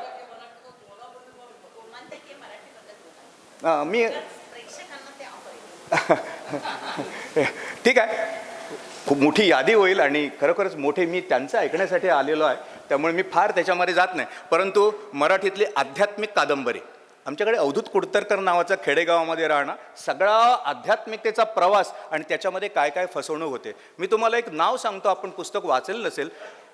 आपल्या हिरा दामले नावाच्या एका स्त्रीनं जिच्या आयुष्याची फरफट उडाली, जी मुंबईमध्ये गेली, वैधव्य आलं, मुली सगळं, आणि हे सगळं झगडता शेवटी तिनं तपस्विनी नावाचं आत्मचरित्र लिहिलं आहे. लक्ष्मीबाई टिळकांच्या एकंदर त्यांच्या त्या आत्मचरित्राशी नातं सांगणारं. त्यातलं मी आपल्याला फक्त एक सांगतो, मलपृष्ठ आपण वाचा. हे सगळं भोगल्यानंतर, म्हणजे आपल्याकडे अनेक जण दुःख भोगतात, दुःख कसं भोगलं पाहिजे हे त्या मलपृष्ठावर आणि एकंदर विचार. ती काय म्हणते की कर्णानं, कुंतीनं कृष्णापाशी दुःख दे असा वर मागितला, मला माझ्या आयुष्यामध्ये दुःख मिळालं, या दुःखाचा माझ्या जगण्याशी काय संदर्भ आणि संबंध आहे असा प्रश्न माझ्यामध्ये आहे. आणि नंतर ते म्हणते की अब्दुल कलाम असं म्हणतात की ज्याच्या आयुष्यामध्ये दुःख आहे त्याच्या अंतरंगातील काही ऊर्जा ज्या सुखी माणसांच्या आयुष्यामध्ये निर्माण होत नाहीत त्या होतात. आणि ते म्हणून माझ्याच एकंदर जगण्यामध्ये दुःखामुळे कुठली ऊर्जा निर्माण झाली असेल तर त्या म्हणतात की मी माझं जगणं संविधानसारखं मी जगत राहिले, त्यामुळे कुठेतरी दुःखामुळे माझ्यामध्ये अभिधा शक्ती जागी झाली असेल की काय, आणि म्हणून ती आपलं सगळं पुस्तक देत आहे. अशी किती पुस्तकं तुम्हाला सांगू की ज्या पुस्तकानं वाचलेली नसतील. मला अनेकदा असं वाटतं की आमच्या गोमंतकामध्ये येणाऱ्या, आणि अलीकडे तर असं झालं की आमचे डॉक्टर सोमनाथ कोमरपंत, आपल्यापैकी ज्येष्ठ समीक्षक माहिती आहे, यांना साहित्य अकादमीचं पारितोषिक मिळत नाही. आम्हा गोवेकरांना असं तोडलेली आहेत. इथं जोशी साहेब आहे म्हणून आपल्याला मी सांगू इच्छितो. अनुजा जोशी आहे की मराठीमध्ये अप्रतिम अशा प्रकारचं काव्य जे निर्माण करते आहे, स्त्रीच्या वेगळं अशा प्रकारचं विश्व त्याच्यामध्ये मांडते आहे. संपूर्ण एका गावाचं आत्मचरित्र सांगणारी सांगडसारखी कादंबरी आमचा तरुण चंद्रकांत गावस लिहितो आहे, ज्याला महाराष्ट्रामध्ये पण याच्यावर समीक्षा केली जात नाही.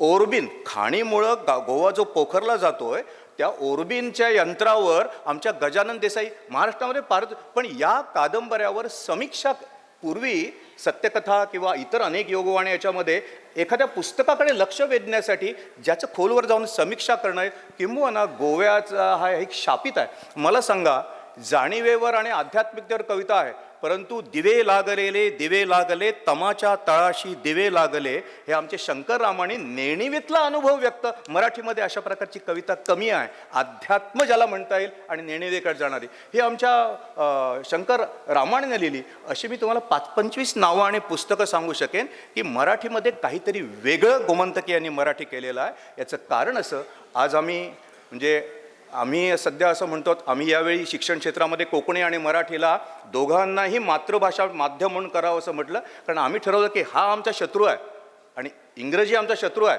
त्या दोघांनी थोडं समजूत करून आज आम्ही कुणाशी युद्ध केलं पाहिजे, ओळखलं पाहिजे. महाराष्ट्रामध्ये सध्या शिक्षण क्षेत्रामध्ये जे भाषेचे प्रश्न आहेत त्या संदर्भात आम्ही गोव्यानं सुचवलेलं उत्तर मी आपल्याला सांगतो आहे, ते उत्तर आपण शोधावं. आणि मराठी जर किमान प्राथमिक स्तरावर, पूर्व प्राथमिक स्तरावर जर मराठी ही जर मातृभाषा ही जर शिक्षणाचं माध्यम बनले ना, तर आज मराठीची जी अवस्था आहे, अभिजात भाषा म्हणून मराठी संस्थांना कितीही तुम्ही देणग्या दिल्या, नाणं दिलं म्हणून ह्या साहित्याचं गाणं काही मराठीचं वाजणार नाही असं मला वाटतं. नाण्यांपेक्षा साहित्यक आहेत त्यांनी काय, मला सांगा, आमची पिढी वाचनाची कुठे आवड लागली?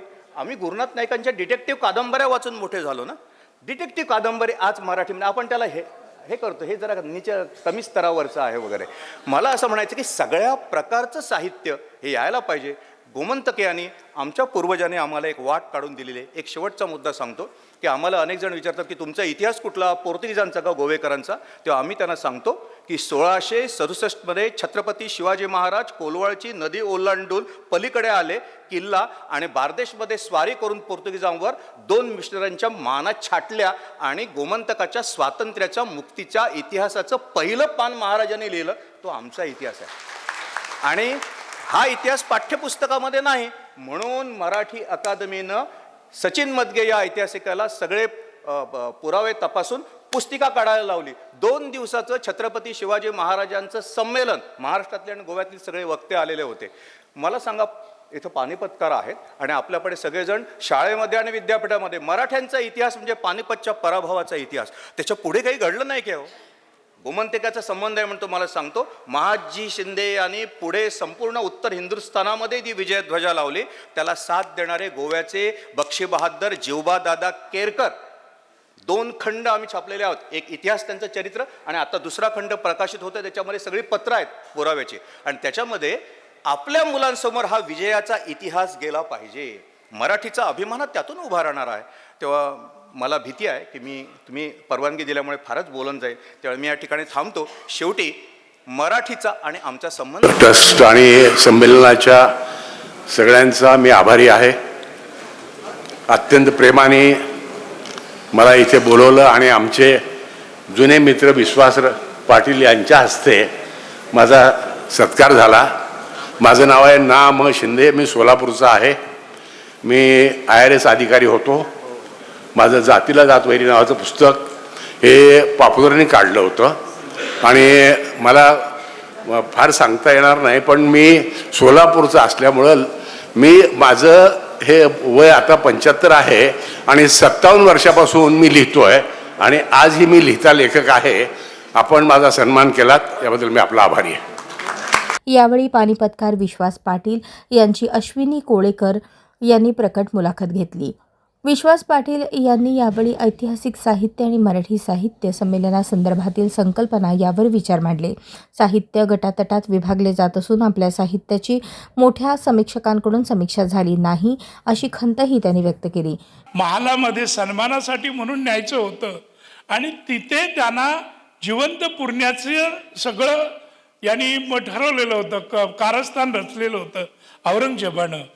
पण शिवाजी महाराजांना त्या सगळ्या गोष्टीचा पत्ता लागल्यामुळे ते तिथून निघून आले आणि निघून येण्यामध्ये ते यशस्वी झाले. म्हणून मला नेहमी असं वाटतं की जे दैवगती किंवा परमेश्वराचे आशीर्वाद जे त्या विधात्यानं परमेश्वरांना भरभरून दिले त्यातल्या 4-5 मुठी कुठंतरी संभाजीराजांच्या जीवनामध्ये कमी पडल्या. अन्यथा तो प्रसंग घडला नसता तर संभाजीराजे सुद्धा महाशिवाजी बनले असते.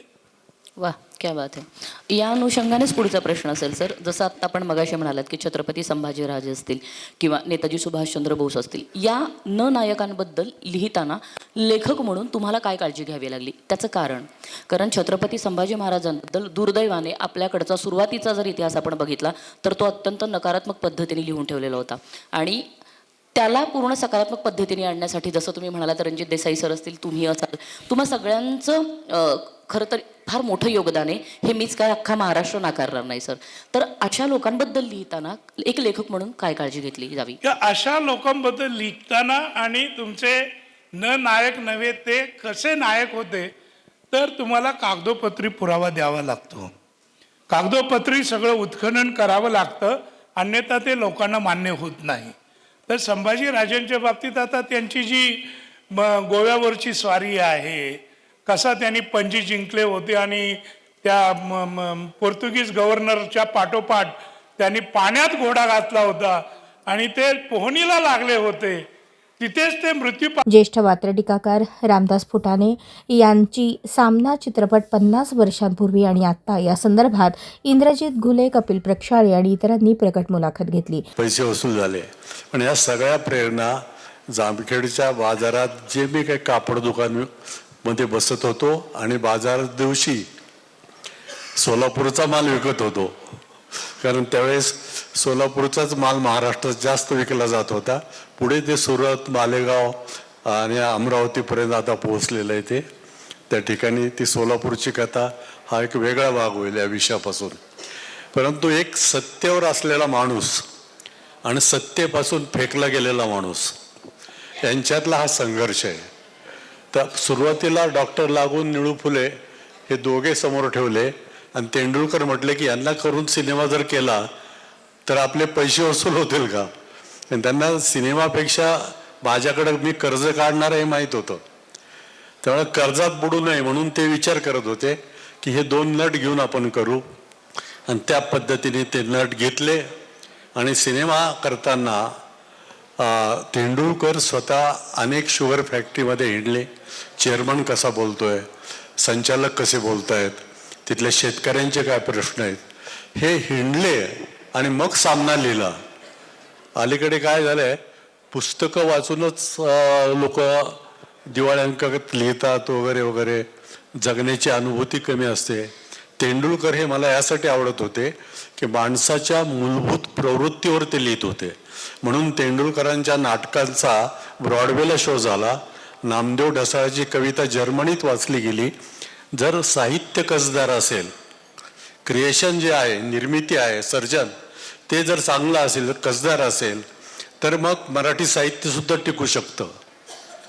आणि मग मराठी बोलणाऱ्यांच्याकडून आपण अपेक्षा करतो मराठी टिकली पाहिजे, मराठी अभिजात आहे. आता 1 वर्षापूर्वी अभिजात होण्यापूर्वीची मराठी आणि आजच्या मराठीत काय फरक पडलेला आहे? काहीच नाही. तर मराठी अभिजात होणे, हे होणे, सगळे बाकीचे जे प्रश्न आहेत, ही जबाबदारी केवळ सरकारची नाही आहे, आम्हा साहित्यिकांची, की आमच्या कादंबऱ्या किती भाषेत अनुवादित होतात, आमच्या कथा किती भाषेत अनुवादित होतात, याच्यावर आमचं भवितव्य अवलंबून आहे. अन्यथा काय होतं की सगळे उत्सव होत राहतील, मराठीचे गौरव हे सगळे उत्सवाचे प्रकार राहतील, मराठी आहे तिथेच राहील अजून आपण त्या ज्ञानेश्वराच्या पसायदानापर्यंत सुद्धा पोहोचलेलो नाहीत या ठिकाणी. म्हणून हा सगळा प्रकार करताना मला जी प्रेरणा मिळाली, शाळेत असताना आचार्य अत्रेंचं मी कसा झालो हे पुस्तक वाचलं आणि मी कसा झालो या पुस्तकाने मला हे आतापर्यंत मी जे काही घडलो त्याची मूळ प्रेरणा 59-60 मध्ये मी कसा झालो अत्रेंचं पुस्तक वाचलं. त्यामुळे मुंबई गाठली आणि त्यामुळे मग इतके वेगवेगळे क्षेत्रात मी जाऊ शकलो. मला असं वाटतं की मराठी तरुणाने मी नोकरी यासाठी सोडली त्या ठिकाणी की जोपर्यंत मराठी तरुण व्यापारात येत नाही, उद्योगात येत नाही, तोपर्यंत हे सगळे झेडपी तयार होतील. कुठल्या तरी निवडणुकीत पुढारीच्या मागे पळणारी एक गँग तयार होईल सगळी. कारण यांना आपल्या यांच्या आवडीनिवडी काय आहेत? अंबानीसारखा पैसा असावा, गौतम अदानीसारखा पैसा असावा, गौतम अदानीसारखा पैसा असावा आणि गौतमी पाटीलचा कार्यक्रम असावा. तर या दोनच आवडीनिवडी आहेत. असावा पण तुम्ही ते उद्योजक बना ना, काहीतरी बना. म्हणून मी असं ठरवलं की आपल्याला उद्योजकच व्हायचं आहे तर आपण सिनेमाकडे जाऊ आणि एक वेगळा सिनेमा देऊ आणि त्या प्रयत्नातून सामना घडला. ते 3 नंबरची स्क्रिप्ट पुढचं दाखव, 4 नंबर. तर हे घडताना त्यामागे म्हणजे बरीच 3-4 असं काही सामना एका दिवसात 6 महिन्यात घडलेला नाहीये. त्यासाठी 2-4 वर्षाची पळापळ लागलेली. 4 नंबर जमते का रे बाबा? आधीचा पोशाख आणि दारू पिळताय, नालायक साल. माणसाच्या जातीला लाज आणतात तुम्ही, लाज. मरत का नाही तू?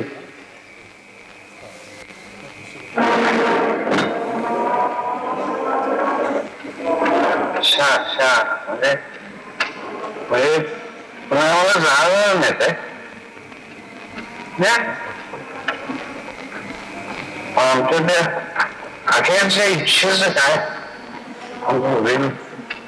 मृत्यूपत्र. आमचा देह डॉक्टर लोकांना प्रयोगासाठी आणि हाडं कुठल्या लोकांना सगळ्यांसाठी मिळावी, तेव्हाच आमचा उपयोग व्हावा झाला. तर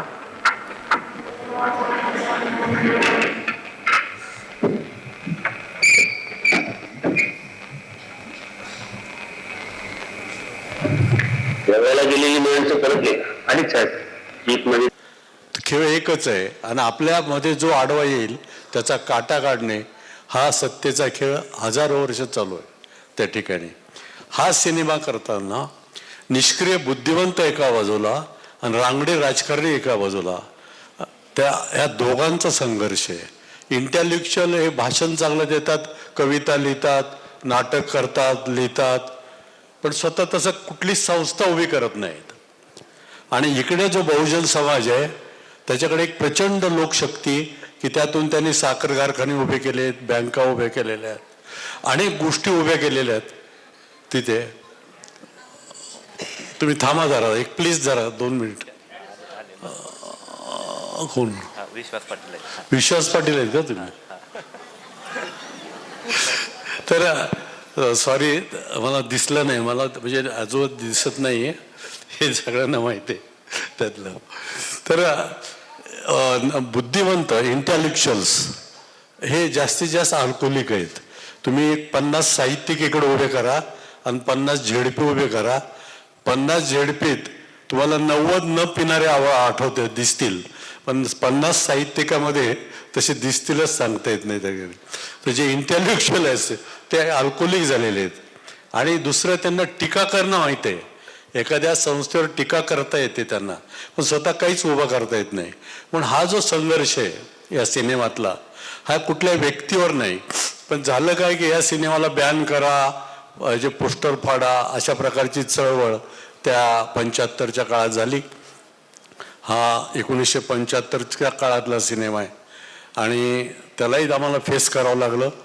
पण हा सिनेमा कुठल्या जातीच्या विरुद्ध नाही, कुठल्या धर्माच्या विरुद्ध नाही. हा सिनेमा सत्ता आणि सत्तेपासून फेकला गेलेला या दोघातला संघर्ष आहे तो.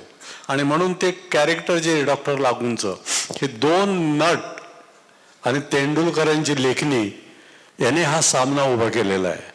आणि या 2 नटामध्ये म्हणून डॉक्टरांचं जे कॅरेक्टर आहे की निर्भय स्वातंत्र्य सैनिक त्यांच्यात लपलेला आहे, त्यांचं धुळदाण झालेली स्वातंत्र्याच्या चळवळीत, पण तितकंच ते अल्कोहोलिक आहेत. हा त्यांचा दुसरा भाग आहे, हा बुद्धिमंताचा भाग आहे त्यातला त्या ठिकाणी. आणि बऱ्याच वेळा हा सिनेमा पाहिल्यानंतर काही लोक म्हटले की कसं काय, काही लोकांना तर असं वाटलं की ही हिंदूराव धोंडे पाटलाचीच दोन रूप आहेत, हिंदूरावचंच दुसरं रूप त्याच्या समोर येते आणि बोलतंय. कारण जे आपल्या भागात नाहीये, आपल्या भागात लोकशक्ती आहे, कारखाने सगळं आहे, पण बुद्धीची कमतरता आहे. ते एक बुद्धिमान माणूस आपल्या भागात राहावा, आपल्या संस्थेत राहावा, अशी जी काही त्याची इच्छा आहे, पण हे त्याचं दुसरं मन आहे. अशा प्रकारचा सिनेमा लोकांनी याही पद्धतीने या अँगलने पाहिलेला आहे. हो, खरं तर चित्रकार रामदास फुटाणे म्हटलं तर आपल्याला सगळ्यांना आश्चर्य वाटेल. ते चित्रपटात आले, सर्वसाक्षी, सुरवंता, सरपंच भगीरथ सारखे चित्रपट त्यांनी बनवले नंतरच्या काळात. पण ते पूर्ण आयुष्यभर जे रमले ते कवितेत. तर तुम्ही या कवितेकडं कसं आलात? पहिला तर माझी दादा कुणकेची जी ओळख झाली ती कवितेमुळे झाली. मी कविता लिहित होतो, माझी कटपीस कविता त्यावेळेस हिंदी संमेलनात खूप गाजत होती. ती आता यूट्यूबवरही आहे, बऱ्याच ठिकाणी आहे ती. आणि त्या मैत्रीतून मी सिनेमाकडे आलो. आणि सांगितलं आचार्य अत्रेंचं जे मी कसा झालो पुस्तक आहे, की एक मनुष्य एका आयुष्यात इतक्या गोष्टी करू शकतो, तर आपण थोडंफार तरी का करू नये, या उद्देशाने मी मुंबईत गेलो. आणि कवितेकडे वळायचं कारण की मी सामना सर्वसाक्षी केल्यानंतर त्याचं जे कर्ज झालं डोक्यावर, तर मग ठरलं की अरे बाबा आता समाज प्रबोधन काही खरं नाही, आपल्याला आयुष्यभर कर्ज फेडण्यात जाईल, त्यापेक्षा आपण दुसरा मार्ग पकडू. कारण मी ज्यावेळेस हिंदी कवी संमेलनात जायचो तेव्हा मला कटपीस कविता म्हणण्याचे 1000 रुपये मिळायचे. आणि जे मोठे कवी होते, निर्भय आत्रसी, काका आत्रसी, शैल चतुर्वेदी, हे सगळी जी मंडळ होती, गोपाल व्यास, गोविंद व्यास, यांना 5-5 हजार रुपये मिळायचे, परत विमानाचं तिकीट. आणि मराठीमध्ये, मराठी साहित्यात स्वतःचा चहा पाजून कविता ऐकवायला तरी कोणी ऐकत नव्हतं ते त्या ठिकाणी. म्हणजे मानधन तर लांबच राहिलं. मानधन तर कवितेसाठी मानधन का नको, कवितेत आपले मराठी कविता कवी संमेलन का गाजत नाहीत. संमेलनाध्यक्ष श्रीकांत मोरे यांची साहित्य संमेलनामागील भूमिका जैव हटकर, शिल्पा देशपांडे, अश्विनी कोळेकर यांनी घेतलेल्या मुलाखतीतून जाणून घेतली. श्रीकांतजी, तुम्हाला जीस म्हणतो कारण आपण मित्र असलो तरी सभ्यता आणि संकेत हे समारंभाचे पाळावे लागतात. संगमेश्वर कॉलेजमध्ये असताना, म्हणजे कॉलेजमध्ये दिवस रंगीबेरंगी असतात, शोभाताई समोर बसलेले आहेत, एकतर्फी प्रेम करावं असेही ते दिवस असतात. पण त्या अशा दिवसात नेटाने लेखन करावं, वाचनाची आवड होती. तुमची कौटुंबिक पार्श्वभूमी तर वडील शेतकरी वगैरे असे होते. तर ही आवड नेमकी कशी लागली? म्हणजे तुमच्या लहानपणापासूनच्या वाचनाच्या व्यासंगातून लागली, किंवा कॉलेजमधले बहुरंगी दिवस असतात, कुणीतरी नजरेसमोर आपल्या आयुष्यातली एक सम्राज्ञी असते आणि तुमच्या बऱ्याचशा कविता ह्या रोमॅन्टिझमकडे झुकणाऱ्या आहेत. नेमकं गुपित काय ते खरं आम्हाला सांगा. कॉलेजचं वातावरण मुळामध्ये हे कट्ट्याचं वातावरण असतं. आमच्याकडे संगमेश्वर कॉलेजला मी शिकलो आणि कॉलेजमध्ये असे कट्टे होते काही. जो होता तो त्याला आम्ही लेडीज कॉर्नर कट्टा मारायचो. आणि जाता येता मात्र आम्हाला वर्गाला त्या कट्ट्यावरून जावं लागायचं. साहजिक आहे की आर्ट्सला असल्यामुळं मी आणि मराठी, इंग्रजी, इतिहास हे सगळे भाषाविषयी अभ्यासाला जास्त. आणि कॉलेजमध्ये आमच्याकडं एक वातावरण असं होतं त्यावेळेला की बऱ्यापैकी मी असं म्हणेन की हे वातावरण असं होतं की शिक्षणापेक्षा खेळ, नाटक, कला, एक्स्ट्रा करिक्युलर ॲक्टिव्हिटीज असा एक विषय असायचा. आणि मग या एक्स्ट्रा करिक्युलर ॲक्टिव्हिटीजमध्ये संधी मिळेल तिथं आम्ही आपलं डोकावायचं. कुठं काय सुंदर दिसते तिथं नाटक चाललं आहे तिथं प्रॅक्टिस जायचं, कुठं काही कथा कादंबऱ्या चालले तिथं आपण जायचं, कुठं खेळ चालला आहे मैदानावर जायचं, बुद्धिबळाची स्पर्धा चालले त्या ठिकाणी आपण जायचं. आणि मग कॉलेजमध्ये एक भित्तीपत्रक असतं ज्याला स्टुडंट्स कॉलिंग म्हणून आमच्याकडे संगमेश्वरमध्ये होतं. आणि त्यावेळेला ते मराठीचे एक शिक्षक होते, तर त्यांनी मला विनंती केली की मोरे असं करा, आमच्याकडे मराठीचे खूप आहेत पण तुम्ही इंग्लिशमधून लिहा भित्तीपत्रक. आणि मग तिथून खऱ्या अर्थानं लेखनाला सुरुवात झाली. आणि दर आठवड्याला त्या कॉलेजच्या आमचं जे चौक असायचा त्याच्यामध्ये काचेच्या आतमध्ये एक आपला काहीतरी विषय दिलेला असायचा. मग कधी कथा, कधी कविता, कधी रक्षाबंधन, 15 ऑगस्ट, सगळे वेगवेगळे विषय असायचे आणि त्या विषयावरती लिखाण आमचं सुरू झालं. म्हणजे सुरुवात तिथून सुरू झाली. आणि मग इलेक्शनच्या वेळेला प्रचारासाठी आपण जसं आता पॉम्पलेट टाकतो ना, तसे आमच्या कॉलेजमध्ये खूप पॉम्पलेट वाटत जायचे. कोण GSला उभारला, कोण जिमखाना GS आहे, कोण अमक्या पोस्टला उभारला आहे. आणि मग ते कागद गोळा करून त्याच्या मागं बऱ्याच वेळा कविता लिहायच्या. आणि ती कविता लिहिण्याची काही सवय सुरू झाली, कारण भाषणं करायला लागायचे GSसाठी म्हणा, किंवा मी स्वतःही इलेक्शनमध्ये बऱ्याच वेळा भाग घेतला. तर त्यावेळेला मग काहीतरी 4 वेळा लिहायच्या. आता त्यावेळची मला ती अजूनसुद्धा म्हणजे शेर पाठ आहे तो, तमन्ना की दुनिया तो हर इंसान बसाता है, तमन्ना की दुनिया तो हर इंसान बसाता है, पाता वही है जो तकदीर ले आता है, पाता वही है जो तकदीर ले आता है. क्या बात आहे, क्या बात आहे. स्वप्न आपण सगळेच बघतो, परंतु ते सत्यात येणं.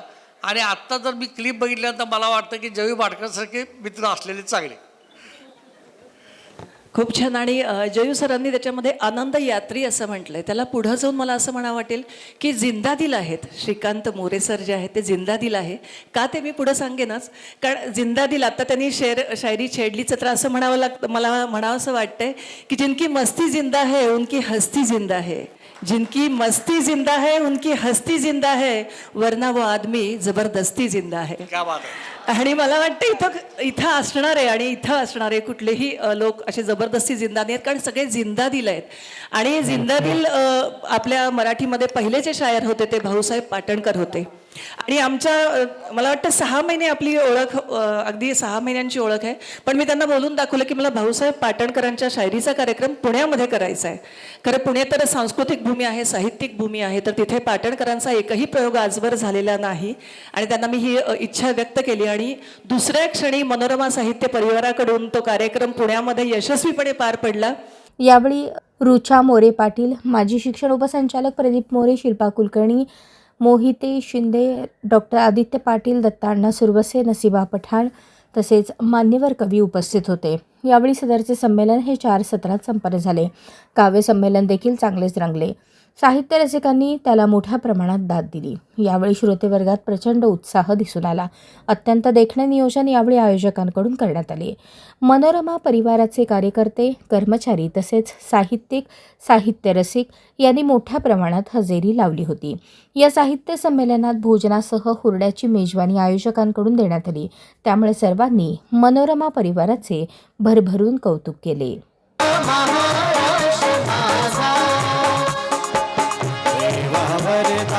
कृष्ण कोयना मधुरा गोदावरी, एकपणाचे भरते पाणी मातीच्या घागरी, भीमतडीच्या तटनाया तटनाया तटनाया, भीमतडीच्या तटनाया यमुनेचे पाणी पाजा, जय महाराष्ट्र माझा, जय जय महाराष्ट्र माझा, गरजा महाराष्ट्र माझा, जय जय महाराष्ट्र माझा, महाराष्ट्र माझा.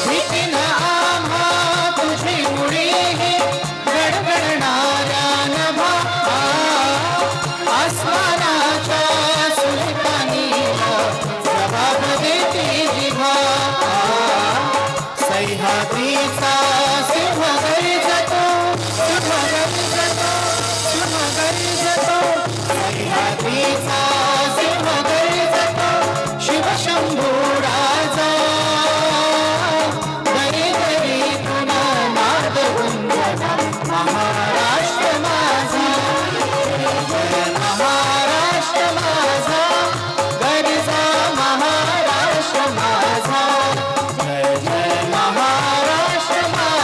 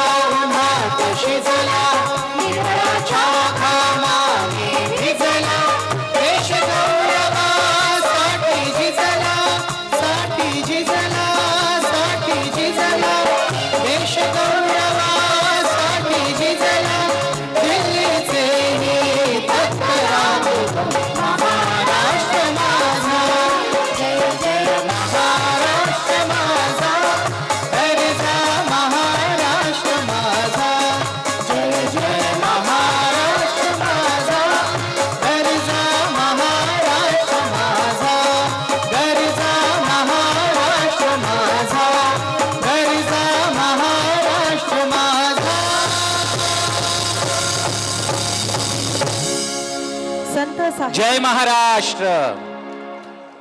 सगळ्यांनी स्थानापन्न व्हायचंय. या महाराष्ट्र गीताच्या ओजस्वी सादरीकरणामुळं हे साहित्य